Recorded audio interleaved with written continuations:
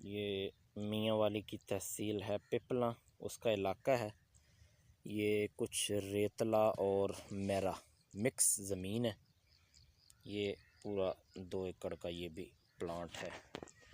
बहुत ज़बरदस्त इसकी ग्रोथ है। 3 पानी लगाएं इसको।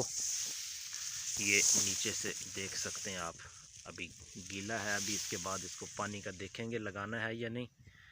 3 पानी लगे हैं, तीन एप्लीकेशन, 4 एप्लीकेशन के साथ। ये भी इसी का हिस्सा है। ये गंदम, ये माशाल्लाह बहुत अच्छी इसकी ग्रोथ है। लेकिन ये बीज जो है वो बीज 022, ये 3-4 साल पुराना बीज है। हमारे पास अपना ये ज़ाती बीज था। ये इसकी ग्रोथ है। ये साइड पे कनोला है, आपको नज़र आ रहा है। और ये अल्हम्दुलिल्लाह ये गंदम है। ये चेक करें, ये देखें माशाल्लाह।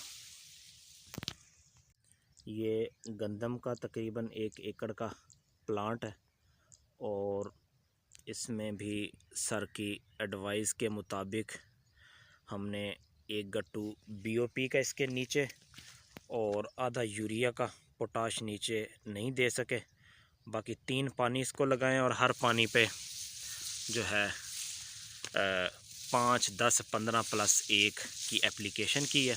यानी कि 5 किलो पोटाश और तेज़ाबी और 10 किलो फास्फोरस और 15 किलो यूरिया और 1 किलो सल्फ़र।